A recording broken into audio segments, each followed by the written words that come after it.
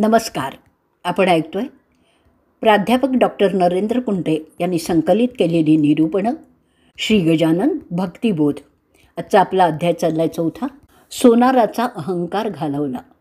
साधुसंगतीचा लाभ करून घेणं हेच भक्तिमार्गी साधकांचं परमकर्तव्य आहे. ढोंगबाजी न करता संत सेवा केली तर भाग्य तरी जोडलं जाईल. संतांशी निगडीत असलेलाच सवाह्य भक्त होय. नामाशी निगडीत असलेल्यालाही सौभाग्यवंत किंवा सज्जन असं म्हटलं आहे. कल्पवृक्षाजवळ बसून गारगोटी कशाला मागायची? कामधेनूजवळ करवंटी कशाला मागायची? संतांपायी विवेक जागृत ठेवून त्याची कृपाच मागावी. दैवाने संत संगती घडूनही ढोंगबाजीच्या कर्माने माणूस त्यापासून दूर गेला तर त्यापरत दुसरं दुर्दैवच नाही. म्हणून मन बुद्धी जागी ठेवलीच पाहिजे. नरजन्मात आत्महिताचाच बोध किंवा शोध महत्त्वाचा आहे. श्री गजानन महाराज हे बंकटलालाच्या घरीच मुक्कामाला होते. एकदा एक अघटित प्रकार घडला. अक्षय तृतीयेचा दिवस होता. श्री गजानन महाराज हे लहान मुलात बसले होते. ते मुलांना म्हणाले, द्या रे मला चिलीम भरून. मुलांनी चिलमीत तंबाखू भरली आणि ते विस्तव शोधायला लागले. पण विस्तव काही कुठे मिळालं नाही. आता विस्तव कुठून मिळवावा हा प्रश्न मुलांना पडला. त्यावर बंकटलाल म्हणाला, अरे जानकीराम सोनाराकडे जावं आणि विस्तव घेऊन यावं. तिथे विस्तव नक्की मिळेल. हे ऐकून मुलं सोनाराकडे आली. त्यांनी त्याला विस्तव मागितला. त्यावर सोनार काय म्हणाला, अक्षय तृतीयेला मी कुणालाही विस्तव देणार नाही. मुलांनी श्रींना विस्तव पाहिजे असंही सांगितलं. त्यांनी सोनाराला हात जोडून विनवलं देखील. साधू पुरुषाला विस्तव देण्यात अशुभ काहीच नाही हेही मुलांनी स्पष्ट करून सांगितलं. मुलं म्हणाली, खरं तर आम्ही लहान आहोत. तू आमच्यापेक्षा मोठा आहेस. तुला ही गोष्ट कशी कळत नाही? तू विस्तव देशील तर तुझं भाग्य नक्कीच उजळेल. इतकं ऐकूनही सोनाराने ऐकलं नाही. तो मुलांना वाटेल तसं बोलायला लागला. ज्याचे जवळ मरण आले त्याचे पाय खोलाकडे अशीच ही स्थिती होती. सोनार म्हणाला, अरे गजानन कुठला पुण्यवंत, तो तर चिलीम बहाद्दर आहे. कुठला तो साधू आला आहे? पुढे म्हणायला लागला, तो तंबाखू खातो, गावात नग्न हिंडतो, वेड्यासारखे चाळे करतो, गटारीचं पाणी पितो, त्याला ना जात ना गोत, तो आहे वेडापिसा. मी काही त्याला साधू पुरुष म्हणून मानत नाही. बंकटलाल खुळा असून तो उगीचच त्याच्या नादी लागल्याचंही सोनाराने सांगितलं. पुढे म्हणाला, अरे मुलांनो, तो जर साक्षात्कारी आहे ना, मग त्याला हवाय कशाला विस्तव? आपल्या कर्तृत्वाने तो विस्तव का तयार करत नाही? अरे जालंधर नाथही चिलीम प्यायचे, पण काय ते असे घरोघर हिंडत नव्हते का? जा, इथे थांबू नका, निघून जा, मी काय विस्तव देणार नाही. मुलं बिचारी परत आली. त्यांनी घडलेली हकीकत श्रींना सांगितली. ते ऐकून श्री म्हणाले, आपल्याला विस्तवाची मुळीच गरज नाही. त्यांनी चिलीम हातात घेतली आणि बंकटलालाला त्यावर एक काडी धरण्यास सांगितलं. बंकटलालाने काडी घासून अग्नी तयार करता येतो काय हेही पाहिलं, पण अग्नी काही निर्माण झाला नाही. पुन्हा समर्थांनी त्याला काडी धरण्यास सांगितलं. तेवढ्यात काय घडलं? वरच्यावर काडी तशीच राहिली, पण चिलीम मात्र पेटली. याला खरा साधू म्हणावं. त्यांनी स्वसामर्थ्यानेच अग्नी प्राप्त केला. तोवर इकडे सोनाराकडे वेगळाच प्रकार घडला. अक्षय तृतीयेच्या दिवशी चिंचवण्याला फार महत्त्व असतं. लोक जेवायला बसले तर चिंचवण्यात आळ्या दिसायला लागल्या. लोकांना किळस वाटली.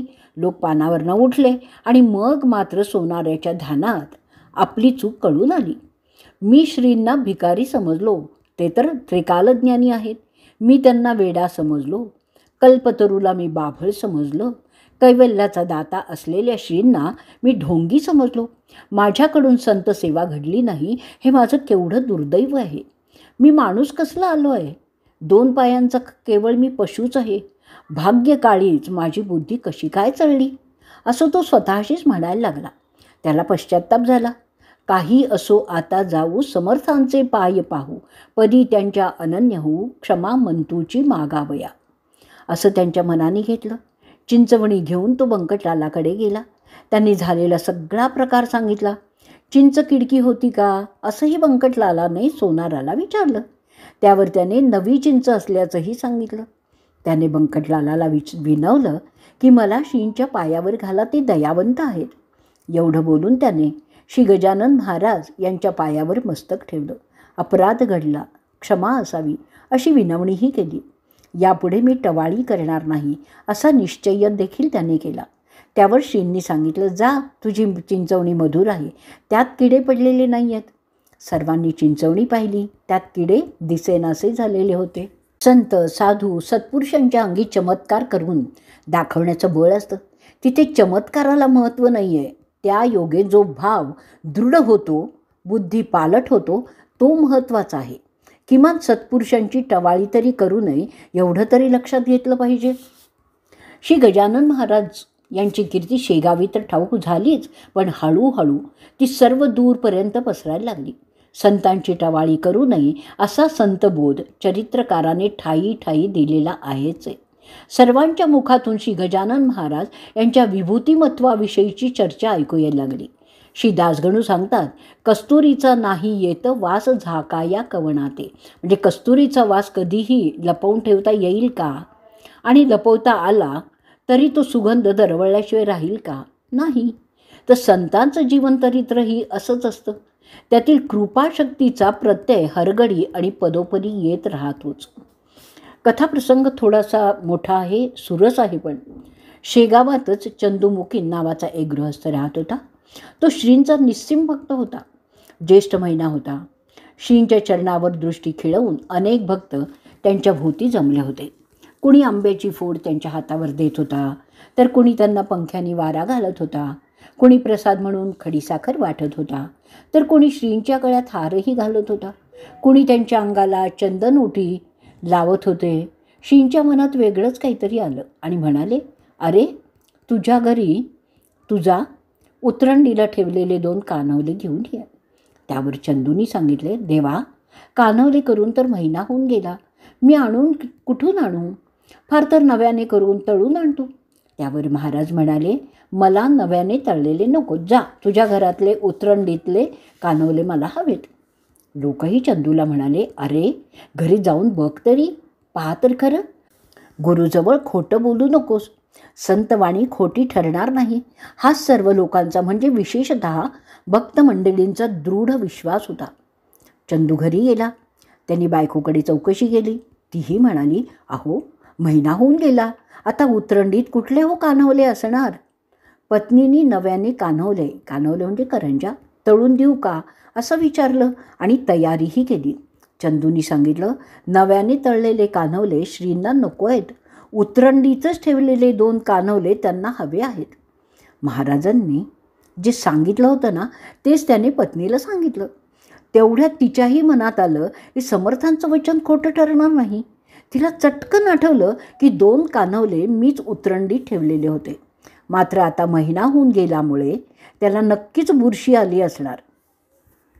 ते आता समर्थांना कसे काय खायला द्यायचे? तिच्या मनात विचार येऊन गेला. तरीही पाहू तरी असं म्हणून ती उतरंड शोधू लागली. एका खापराच्या कळशीत सुकलेले 2 कानवले सापडले. त्याला बुरशीही आलेली नव्हती. संतवाणी खोटी कशी काय ठरेल? दोघांनाही आनंद झाला. कान्होले घेऊन ते दोघंही सिद्धयोगी श्री गजानन महाराज यांच्याकडे आले. त्यांनी ते कान्होले श्रींना अर्पण केले. लोकांनाही आश्चर्य वाटलं. लोक म्हणती, गजानन खचित असत त्रिकालज्ञ, भूत भविष्य वर्तमान यासी अवघे कळत असे. श्री दासगणूंनी या प्रसंगावर एक भाष्य केलं आहे. ते म्हणतात, चंदूकडील कान्होले स्वीकारून आणि खाऊन श्रींनी त्याच्या पुण्याचाच ठेवा सेवारूपाने स्वीकारलाय. प्रभू रामचंद्रांनी शबरीची उष्टी बोरं खाल्ली, तसंच श्रींनी चंदूचे शिळे कान्होले खाल्ले. दोन्ही कथानकात वेगळेपण भरपूर आहे, पण देणाऱ्याचा भक्तिभाव महत्त्वाचा आहे, स्वीकारण्याचा कृपाभाव महत्त्वाचा आहे, असं संकेत त्यातून प्रकट होतो. गुरुची महती कळायला अशा कथा पूरक आणि प्रेरकच ठरतात. कथाभाग वाचता वाचता एक गोष्ट ध्यानात येते की अंतर्ज्ञानाने श्रींनी भक्ताकडील कान्होल्याचं उच्चिष्ट सेवाभावाने स्वीकारले. कान्होला खराब झाला नव्हता. तो खराब झाला असता तरीही तो त्यांनी स्वीकारला असता. कान्होला खाण्याची त्यांची इच्छा पदार्थाशी निगडीत नाही आहे, तर चंदूमुखीन या भक्ताकडील सेवाभावनेची कदर करून ती साऱ्या जगाला दाखवण्याचं महात्म्य अशा संतांच्या सामान्य कृतीमागेही दडलेलं असतं. त्यांची वाणी खरी ठरते हा आणखीन एक भाग आहे. सिद्ध सत्पुरुषांची ओळख ही अशाच प्रसंगातून होत असते. प्रसंग हे निमित्त मात्र असतात, पण भक्तिभाव जागा व्हायला त्याची फार मोठी मदत होते, हे जाणायला हवं. संत चरित्रातील कथाप्रसंग हे भक्तिबोध करण्यासाठीच घडून आलेले असतात, हे जाणून त्याकडे लक्ष द्यावं. म्हणजे कथा नुसती श्रवणापुरती न राहता ती अंतःकरणात भक्तिभाव ठसवते. प्रपंच आणि परमार्थ या दोन्ही गोष्टी ईश्वर सत्तेनेच घडून येतात. पण माणूस फक्त प्रपंचच करतो, परमार्थाची आवश्यकता त्याला काही वाटतच नाही. प्रपंच जर पती पत्नींचा आहे तर उभयतांना सुख, आनंद, शांती मिळू शकेल. नुसताच प्रपंच करीत माणूस राहिला तर दुःख प्राप्तीपेक्षा त्याच्या हाती काहीच उरणार नाही. पण हीच गोष्ट त्याला लवकर कळत नाही. कळली तर तो तिकडे वळत नाही. प्रपंचाला लागायला आपण खूप उत्सुक असतो. प्रपंच मांडून देण्याची ही जबाबदारी आपण घेतो, पण परमार्थाची मांडणी तर दूरच राहिली.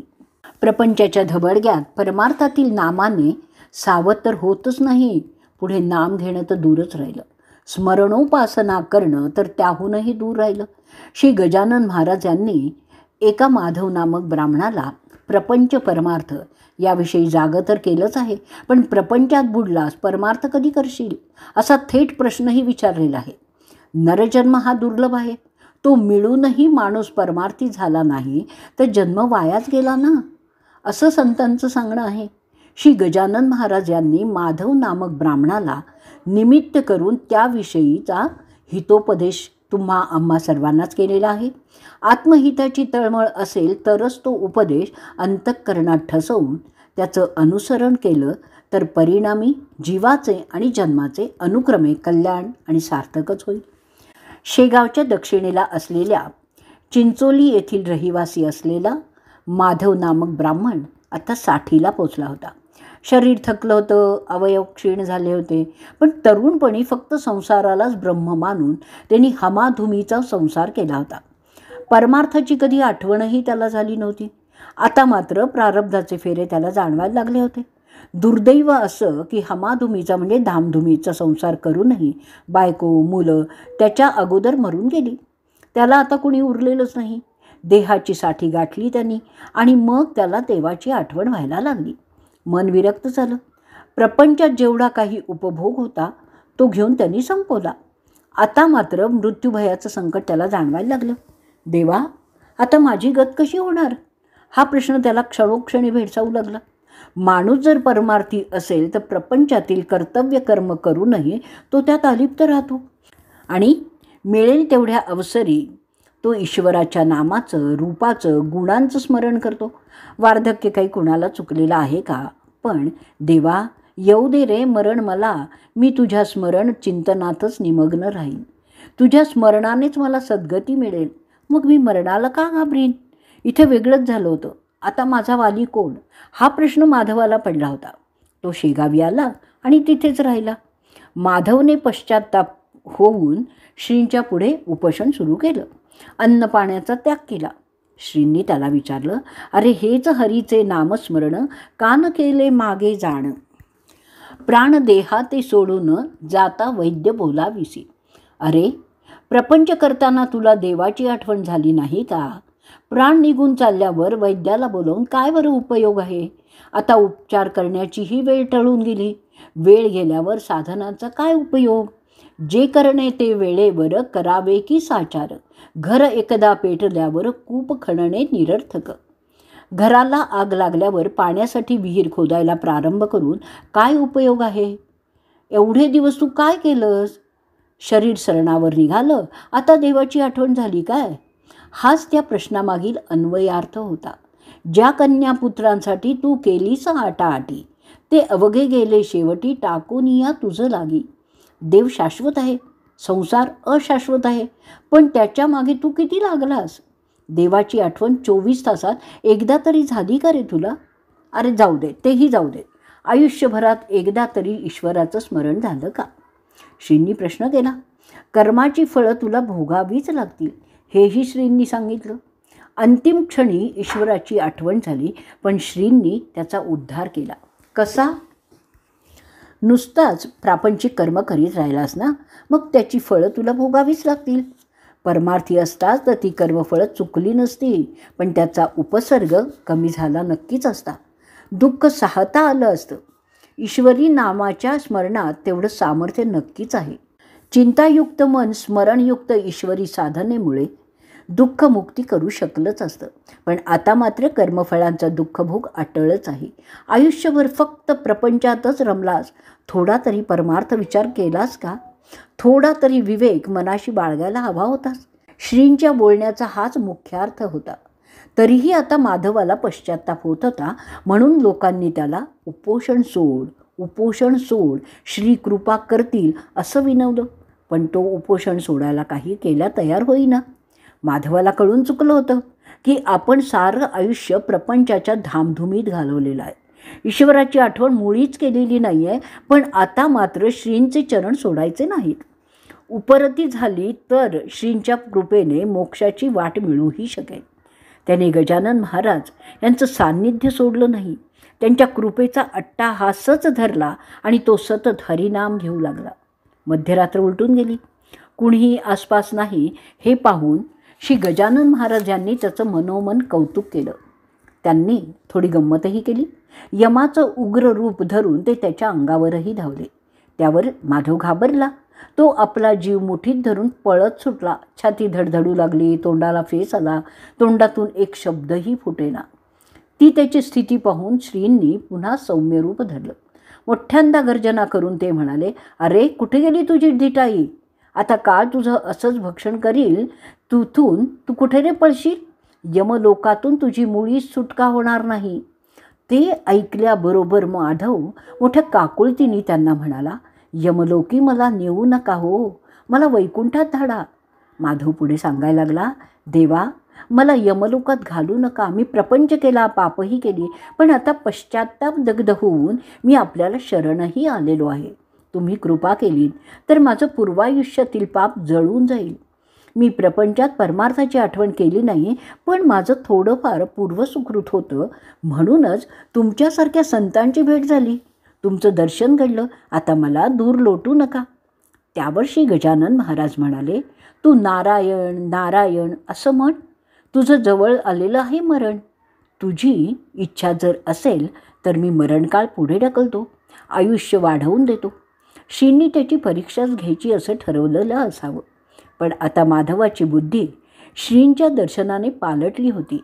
तो म्हणाला, देवा आता मला पुन्हा आणखीन आयुष्य देऊ नका. प्रपंच मायेत मला पुन्हा गोवू नका. आता तुमचं दर्शन झालं आहे, तुमच्या कृपेने माझा उद्धार करा. त्यावर श्रींनी तथास्तु असं म्हटलं. तथास्तु वैसे महाराज बदले, तुझे मागसी ते मी दिले. आता तुला नाही उरले, जन्मास येणे भूमीवरी. श्रींनी त्याला मोक्षस्थितीस पोचवून दिलं आहे, त्याला सद्गती दिली आहे. श्रींच्या जवळच त्याचं प्राणोत्क्रमण झालेलं आहे. श्रीकृपा झाली आणि पश्चात्ताप दग्ध भक्त उद्धरला आहे. प्रपंच मोहाचा आहे हे खरंच आहे. त्याच्या धामधुमीत देवाची आठवण होत नाही ही वस्तुस्थिती आहे. पण अंत्यसमयी तरी देवाची आठवण होऊन नारायण नारायण असा जप घडला. तरीही श्रींनी त्याचा उद्धार केलेला आहे. किमान पश्चात्ताप तीर्थात नाहून जरी दुराचारी हा शुद्ध सदाचारी झाला तरी देव त्याला मोक्षासच नेतो, त्याचं मरण सुखद करतो. ज्ञानेश्वरी ग्रंथातही असा भक्तिबोध केला गेलेला आहे. आधी जो दुराचारी तरी सर्वोत्तमची अवधारी. जैसा बुडाला महासागरी न मरताची निघाला.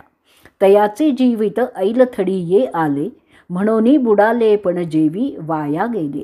तेवी नुरेची पाप केले, शेवटली ये भक्ती. या लागी दुष्कृती जरी झाला, तरी अनुपताप तीर्थी न्हाला. नावूनी मज आत आला सर्व भावे.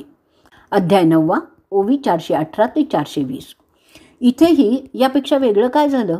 गुरुनी कृपा केली, भक्तांचा उद्धार झाला, पश्चात्तापाने सर्व पूर्वीचं पाप जळून गेलं, माधवाला मोक्षस्थितीत नेऊन पोचवलं. ही हकीकत सर्वच प्रापंचिकांच्या दृष्टीने महत्त्वाची आहे. पुढे एकदा श्री गजानन महाराज यांनी आपली एक इच्छा बोलून दाखवली. ती म्हणजे वैदिक ब्राह्मणांना बोलावून मंत्र जागर करावा. वेदश्रवणाने देवदेवतांनाही आनंद होतो. ब्राह्मणांना 1-1 रुपया दक्षिणा देऊन त्यांना पन्ह, बर्फी, खवा आणि भिजल्या डाळीची कोशिंबीर द्यावी.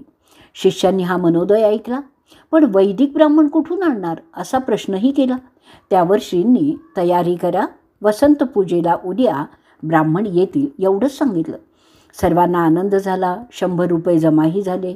तोवर दुपारी ब्राह्मण शेगावी आले. थाटात वसंत पूजा झाली. संतांच्या मनातील इच्छाही पूर्ण झाली. अजूनही बंकटलालाचे वंशज वसंत पूजेचं व्रत चालवतात. साधकांना भक्तिमार्ग दाखवणारी श्रींची इच्छा ही लीलाच म्हणावी नाही का, की तो उपदेश बनावं हो. काहीही मानलं तरी संत चरित्र हे बोधदायीच असतं एवढं मात्र खरं. आणि त्याच दृष्टीने ग्रंथचरित्रातील प्रसंग, संवाद, घटना याकडे पाहायचं असतं. हरिभक्तीचा आनंद त्यातूनच मिळतो. इथेच आपला 4था अध्याय समाप्त होत आहे. गण गण गणात बोते, गण गण गणात बोते, गण गण गणात बोते, गण गण गणात बोते.